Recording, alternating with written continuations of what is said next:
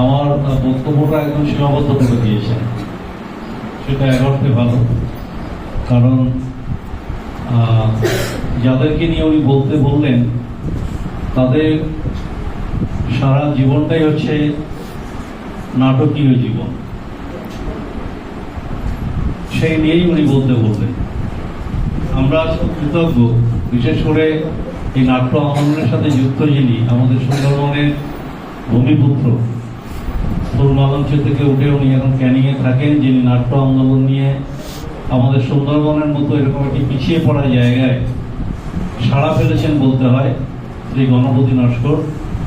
তাকে আমি আমার সংগঠনের পক্ষ থেকে অভিনন্দন জানাচ্ছি। প্রথম আমি অত্যন্ত কৃতজ্ঞ যে আজকে এই সুন্দরবনের এই মাটিকে আরো ধন্য করলেন যারা।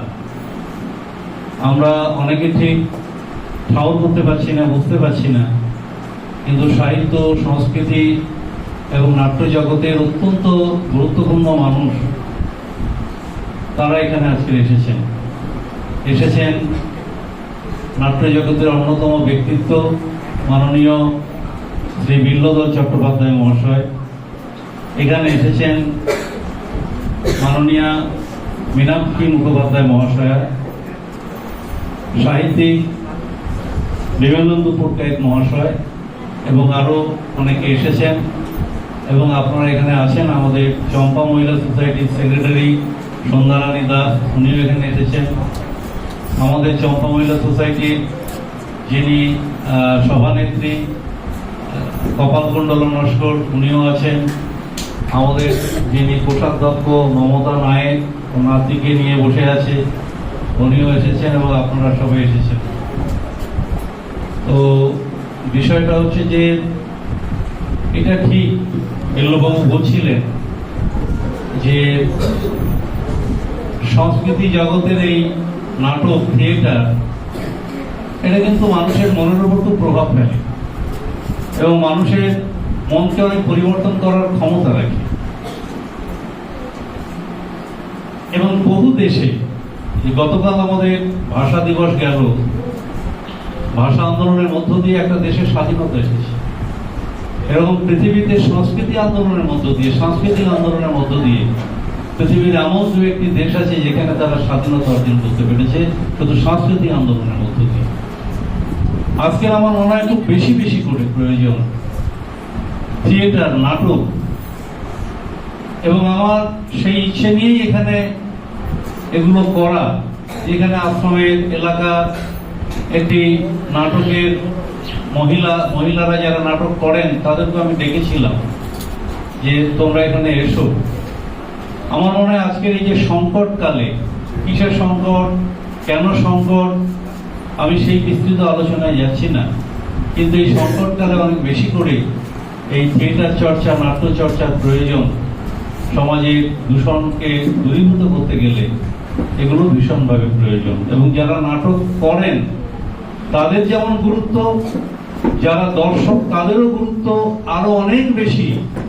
কারণ যারা নাটক করেন আর যারা দর্শক, এই মেলবন্ধনটা হলে কিন্তু সমাজের অনেক পরিবর্তন, সেটা আমরা কিন্তু লক্ষ্য করতে পারি।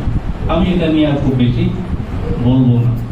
যেটা নিয়ে বলেছেন সেটা 2-3 মিনিটের মধ্যে শেষ করার চেষ্টা করবো। যার নামে আমাদের এই সংগঠন চম্পা মহিলা সোসাইটি, চম্পাবতী, তিনি আমার জেঠিমা ছিলেন এবং আমার জ্যাঠামশাই ধনঞ্জয় নায়েক। তাদের কোনো সন্তান সন্ততি ছিল না। আমি জন্মাবার সাথে সাথেই আমাকে পালিত পুত্র হিসেবেই তারা মানুষ করতে থাকে। এবং আমি দেখেছি কেউ অভাবে পরিবার আমাদের ছিল, 3 বিঘে সম্পত্তি ছিল, জমি ছিল, ছোট একটা বাগান ছিল, সেখানে চারপাশের মধ্য দিয়ে বাবাকে দেখতাম। তখন সকালে বেরোতেন, রাত 10টায় বাড়ি ফিরতেন, তাদের একটা সাইড ব্যাগ। এবং তখন যে সমস্ত জমিদার যোদ্ধার যারা এলাকাতে ছিলেন তাদের প্রচুর পরিমাণ জমি ছিল। সেই জমি সেখান থেকে আন্দোলনের মধ্য দিয়ে, ভূমি সংস্কার আন্দোলন, বর্গাদার আন্দোলন, এবং তখন একটা সময় দেখতাম যে সকাল হলে মজুররা মালিকের বাড়িতে চলে যেত রাত 9টা-10টা পর্যন্ত ধান তুলতো, ধান ঝাড়তো। এই যে 8 ঘন্টার লড়াই সুন্দরবনে হয়েছিল, যেটা ধনঞ্জয় নায়ক শান্তি গোপালকেও এখানে এনেছিলেন, এই মাঠে, পাশের যে মাঠে। উনি বলেছিলেন উনি প্রচন্ড নাটক যাত্রা ভালোবাসতেন ভীষণভাবে, এবং শান্তি গোপালকে উনি বলেছিলেন যে আমি শুধু আন্দোলন করে পাচ্ছি না জমিদারদের মন, জমিদারদেরকে ঘোরাতে পারছি না, আপনি একটু 8 ঘন্টার লড়াই, এটা উনি যাত্রা অভিনয় করেছিলেন 8 ঘন্টার লড়াই, আপনি একটু এখানে আসুন, আমি সমস্ত এলাকার জমিদার যোদ্ধার সবাইকে ডাকবো, যারা মজুর যারা মজুরি বিক্রি করে, যারা মজুর যারা দিন মজুর খেটে খাওয়া মানুষ, তাদের 8 ঘন্টার দরকার কেন? এই হাজার হাজার মানুষের সামনে শান্তি গোপাল তিনি কিন্তু সেই অভিনয়টা করেছিলেন, এবং সেই কথা তিনি বলেছিলেন যে ধনঞ্জয়বাবু ডেকেছেন শুধু একটা যাত্রা দেখবার জন্য নয়, কেন মানুষের 8 ঘন্টা পরিশ্রম করতে হয় সেই জায়গাটার জন্য কিন্তু উনি এটা করেছিলেন। এবং তখন উনি এলাকার বিভিন্ন জায়গায় গাছে, বড় বড় বট গাছ, অশ্বত্থ গাছের তলায় ঘন্টা বেঁধে দিতেন।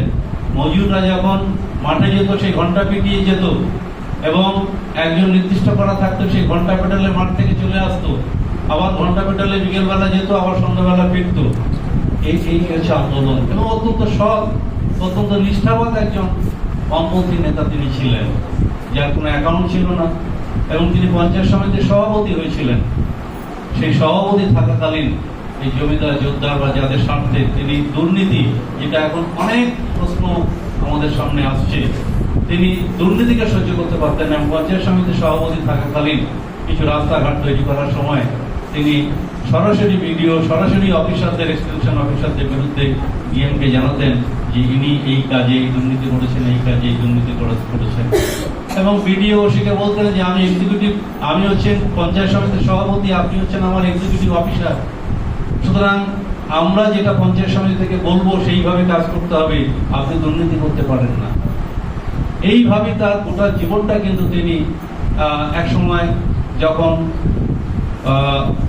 ক্ষমতায় আসার আগে বহু জেল কেটেছেন। জমিদার যোদ্ধাদের অত্যাচার, পুলিশের অত্যাচার, পুলিশ, আমি তখন ছোট, পুলিশ আমার বাড়িতে রেড করেছে, এবং তিনি খবর পেয়ে সঙ্গে সঙ্গে কিন্তু দরজা খুলে তিনি বেরিয়ে গিয়ে সেই বর্ষাকালে বড় বড় সমস্ত ওল গাছ, সেই ওল গাছের ভেতরে ঢুকে তিনি আত্মগোপন করেছিলেন। ধান চাষের সময় ধান গাছের ভেতর থেকে তিনি ভিন্ন পাড়ায় গিয়ে আশ্রয় গ্রহণ করেছিলেন। এইভাবে তিনি একজন নেতৃত্ব দিয়ে গিয়েছিলেন, এবং হাজার হাজার মানুষ তার আন্দোলনের পাশে এসে দাঁড়িয়েছিলেন। তার সহধর্মিণী ছিলেন চম্পাবতী নায়ক। লক্ষ লক্ষ টাকা আমার চোখের সামনে বড় বোয়াল মাছের ভেতরে, এই জ্যোতিষগিরি, অনেকে আপনারা নাম শুনেছেন, বাসন্তী যাদের সিনেমা হল ছিল, তার জমি, বেনামি জমি তিনি উদ্ধার করেছিলেন।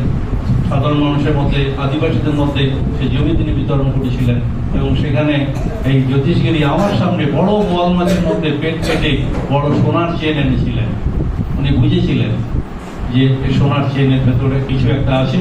উনি সেই বোয়াল মাছ ওনাকে দিয়ে কাটালেন, আর তখনকার সময় এরকম 20,000 টাকা বান্ডিল কাগজে মুড়ে ওনাকে দিলেন।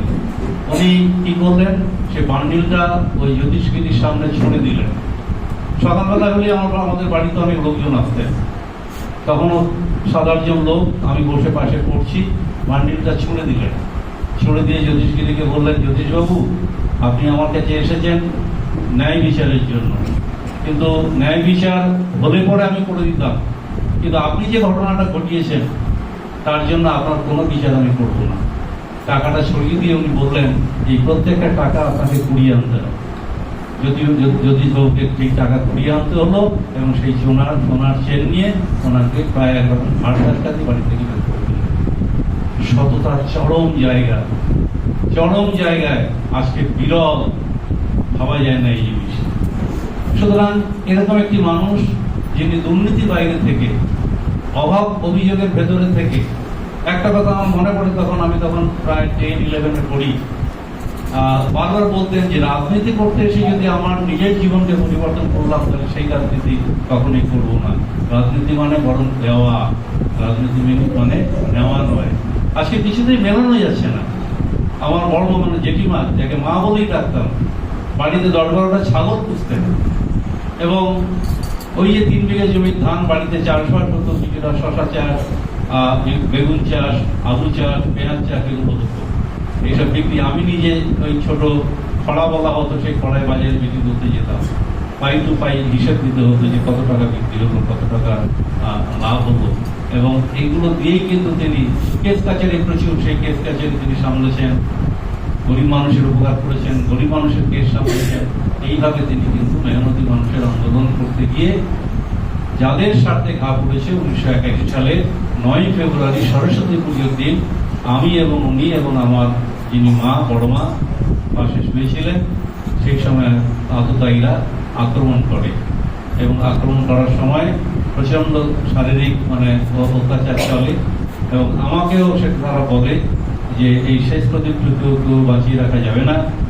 এটা শুনে আমি কোনো রকম খিড়কি দরজা দিয়ে আমি বেরিয়ে ছুটে গিয়ে পাড়ার লোককে আমি চিৎকার চেঁচামেচি করতে, ওরা ওই প্রায় অর্ধমৃত অবস্থায় বাড়ির বাইরে বাগানে ফেলে দিয়ে চলে যায়। সেই অর্ধমৃত দেহকে উদ্ধার করে এনআরএস হসপিটালে পাঠানো হয়। 1 সপ্তাহ পরে উনি মারা যান এবং তার মৃত্যু সংবাদ শুনে তার স্ত্রী সহধর্মিনী, অত্যন্ত সুযোগ্যা সহধর্মিনী, এরকম সহধর্মিনী না হলে স্বামীদের নিজের পরসেবা করতে গিয়ে যে আত্মসেবা না করে যে মানুষকে সেবা করতে হয়, স্ত্রী যদি পাশাপাশি সেই সহযোগিতা না করেন তাহলে সেটা করা যায় না। সেই কাজে তিনি সবসময় সহযোগিতা করতেন। রাত 12টার সময় দেখেছি 10-12 জন লোক যখন বিপদে পড়ে আসতেন তখনও উনি উঠে রান্না বান্না করে তাদেরকে খাওয়াতেন, বাড়িতে আসতে ঘন্টাটা মাথা অনেকে দেখতে পেতেন না।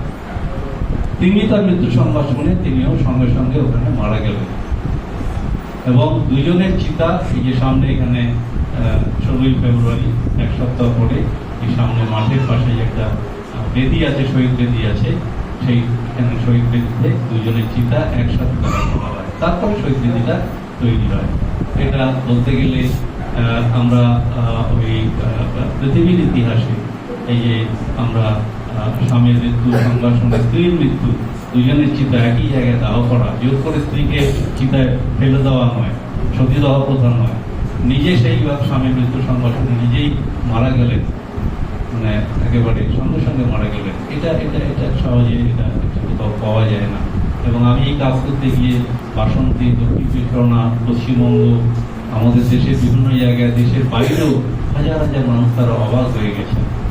সুতরাং এরকম একজন ত্যাগী মানুষ, ত্যাগী দম্পতির আদর্শকে নিয়ে আমরা এই সংগঠনটা এখানে করেছি এবং এখন হাজার হাজার মায়েরা, হাজার হাজার শিশুরা, শুধু আশ্রম থেকে আমাদের প্রায় বেরিয়েছে 9,000 ছেলে মেয়ে এখান থেকে বেরিয়েছে 1991 সালের পর থেকে।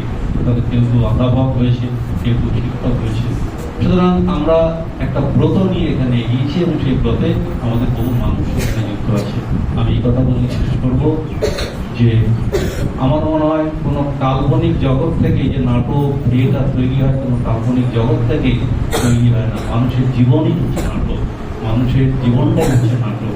সেইখান থেকে কাহিনী নিয়ে যে নাটকগুলো হয়, যে অভিনয়গুলো হয়, যে মেসেজ, যে বার্তাটা সমাজকে দেওয়া হয়, সেই বার্তা কিন্তু অনেক এবং ধনঞ্জয় নায়ক, চম্পাবতী নায়ক, সেটাকে নিয়ে আমরা একটা বইও লিখেছি। আমার মনে হয় তাদের জীবন হচ্ছে নাটকের পরিপূর্ণ জীবন, যেটা শেখার, জানা এবং বোঝা। পরমিতবাবু যে নির্দেশ আমাকে দিয়েছেন আমি সেটুকুই বললাম। এই আদর্শকে নিয়ে আমাদের চম্পা মহিলা সোসাইটি, এখানে অনেক প্রতিষ্ঠান আছে। আমাদের যে আশ্রম চলে চম্পাবতী শিশু উদ্যানের নামে, আমাদের মহিলা সংগঠন চলে চম্পা মহিলা সোসাইটির নামে, আমাদের শিশু কিশোরদের নিয়ে একটা আলাদা প্রতিষ্ঠান আছে, সেটা তরুণ তীর্থ, সেটা রয়েছে। আমাদের সেফ টাইগার এফেক্টেড ফ্যামিলি, সুন্দরবনে বাঘে আক্রান্ত মানুষদের নিয়ে, বাঘ বিধবাদের নিয়ে এই সমস্ত কাজ চলে। সুতরাং আজকে এটা দীর্ঘ প্রায় 46 বছরের একটি পুরনো সংগঠন। আমি একটু অনুরোধ করবো যারা এই জগতের সাথে মিশে আছেন, একটি শিশু নাট্য মেলা এখানে করা যায় কিনা, যাতে করে আমরা সারাদিন আমরা এটা করতে পারি এবং সেখানে অসংখ্য মানুষ আসবেন, দেখবেন। আপনারা যারা এসেছেন আমাদের পক্ষ থেকে আমরা কৃতজ্ঞতা জানাচ্ছি। আর আমি ছোট ছোট ছেলেমেয়েরা যারা আছো, আপনারা যারা আছেন, আমাদের প্রায় অনুষ্ঠানের এই পর্বের শেষের দিকে এরপরে দুটি নাটক মঞ্চস্থ হবে, গণবিদ্যুৎ সেটা বলবেন, এগুলোকে দেখার দরকার। সবাইকে ধন্যবাদ।